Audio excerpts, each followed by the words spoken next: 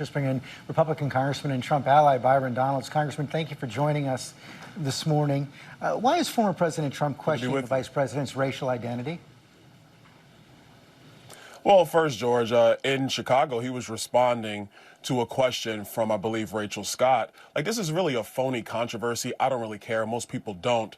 But if we're going to be accurate, when Kamala Harris went into the United States Senate, it was AP that said she was the first Indian-American United States senator. It was actually played up a lot when she came into the Senate. Now she's running nationally. Obviously, the campaign has shifted. They're talking much more about her father's heritage and her black identity. It doesn't really matter. The president mentioned it. What he also talks about far more frequently is the fact that Kamala Harris is the person who created this massive inflation, which is destroying black families, white families, Hispanic families. It's her failure as border czar that has left our southern border wide open, more than 10 million illegal immigrants coming into our country, record fentanyl coming into our country, which has killed more Americans than at any other point in the history of our country with respect specifically to fentanyl, and the fact that she and Joe Biden have unleashed one of the worst foreign policies in the history of our country that has us on the verge of World War III. That is Kamala Harris's record.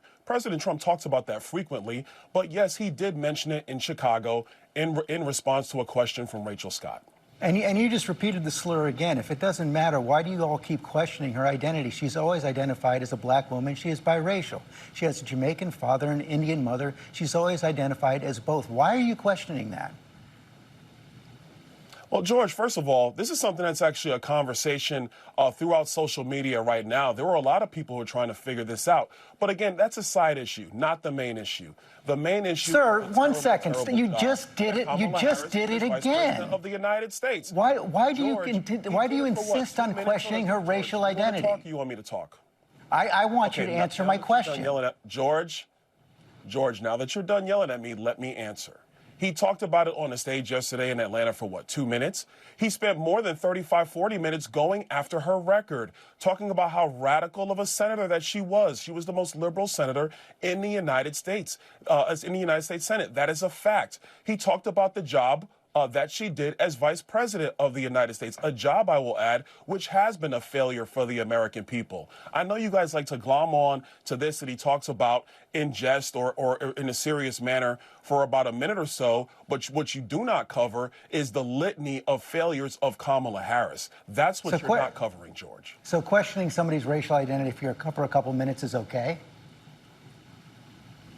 George, I'm going to tell you again, he brought it up. AP is the one that wrote the headline when she first came in to the United States Senate. Didn't talk about her being black, talked about her being the first Indian American senator. AP brought that up. I mean, George, we could have this conversation for the entire segment, but none of this matters to the American people. What matters to the American people is, are we going to have the same policies of the Biden-Harris administration that has been destructive of the American people, or are we going to have the policies of the Trump administration, which put America first, had low inflation, prosperous Americans, no matter your race, no matter your color, no matter your creed, and a foreign policy that kept America safe? Those are the facts that truly matter, because this issue is going to come and go. The lives of the American people is what's going to remain, and that's what matters more than anything else. If it doesn't matter, I don't understand why you keep on repeating it, why the president keeps on repeating it, why those introducing the president yesterday George, keep on actually, repeating I'm it. not the one who keeps repeating it. George, you're the one that's bringing it up now. That's you. You've done it, I understand why sir. You've done it. You've done it 3 times. Every single answer you gave me. Now let me finish, sir. George, every single answer you gave, you repeated the slur. You asked me, George. That's why I'm pushing back on you now.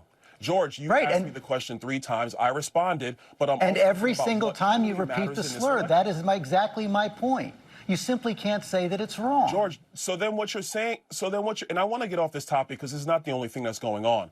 But George, now you're saying that AP is the one that slurred Kamala Harris, because those are the facts. You can go to the internet and look at the clips, George, if you want to, or we can talk about this now. I prefer to talk about the future of our country, because the American people are struggling. The American people do need serious policy decisions to be made, and they need serious leadership on the world stage. Kamala Harris has not proven that she can do that. Donald J. Trump has proven that he can do that. AP did not say that Kamala Harris is not black. She is biracial. She is Indian. She is black. You continue to repeat the fact that you continue to repeat the slur. I don't understand why you and the president do it, but it's clear you're not going to say that it's wrong. And you've now established that for our audience. Trump also said at the convention that he would pardon January 6 rioters. Everybody look for themselves. Let's move on. I've already said that. Go ahead. On the internet, everybody. Let's move on. There we go. So, go on and repeat the slurs again. Trump also said at the convention that he would pardon January 6 rioters who assaulted police officers. Do you support that? Actually, what he said is that he was going to review every single case. He even repeated that again in Chicago at the NABJ. Listen, what we do understand is that the Department of Justice under Joe Biden and Kamala Harris, they did massively push up charges on people who protested at the Capitol and some who rioted at the Capitol on January 6th. So what he's talking about is doing a case-by-case review. You can lump it all together all you want, but those are the words of Donald J. Trump. I'm quite sure on the internet people can pull up that clips. They can watch it at their own leisure. I'll read it to you right now. This was Rachel Scott's question. My question is on those rioters who assaulted officers. Would you pardon those people? Oh, absolutely, I would. That's his words. Yes, but you did not leave in was the rest of his comments where he said, yeah, I would, but we want to look at everything on a case-by-case basis. That's what will happen, George. No, that's not what he said. He said if they were innocent, I would pardon them. They've all been convicted. He said he would pardon those who assaulted police officers. Do you support that or not? George, you just changed the soundbite. You just changed it. Now you added, if they're innocent, then I will pardon them. Let's go back to the record of January 6th. Again, not something that matters. I didn't change the soundbite. That's exactly what he said. They've been convicted. George, the first thing you said was, yes, I'll pardon them. Then you expanded. And he said that. To say, if they are innocent, then yes, I will. That's what you said, George. Now I'm responding. Okay. So what he's saying is that, yeah, I will go and look at these cases. If they're innocent, yes, I will. Of course, if somebody was beating up a police officer at January 6th, he's not going to do that. But if you had people who were just walking through the Capitol, which did occur on January 6th, because the security protocols had changed because of that riot at the Capitol, then what he would do is not allow them to be held in jail with these massively increased charges by the current U.S. attorney in D.C. under the Biden-Harris administration. Compare that to the fact that at the rally that the riots that just occurred at Union Station when Bibi Netanyahu was speaking to Congress, you had the same U.S. attorney for the District of Columbia who decided to just let people go and not file any charges, even though they were defacing monuments at Union Square. So we want to be fair with the justice system. We don't want to be political with the justice system. My question is on those rioters who assaulted officers. Would you pardon those people? Donald Trump. Oh, absolutely, I would. You wouldn't pardon those? If they were innocent, I would pardon them. That is the entire quote. They are not innocent. They are convicted. He said he would pardon them. And George, what I'm telling you is he's going to go back and look at these cases because it is without a doubt.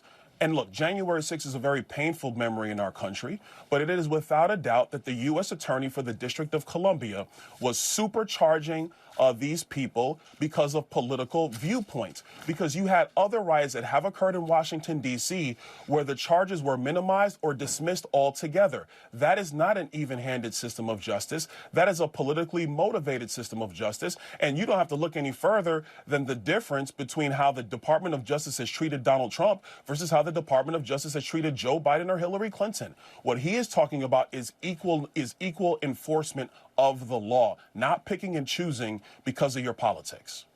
I would remind you that this Department of Justice actually indicted Hunter Biden, the president's son. And of course, we were talking about assaults on police officers, people who were convicted for assaults on police officers, which the president has said he would pardon them. Thank you very much for your time.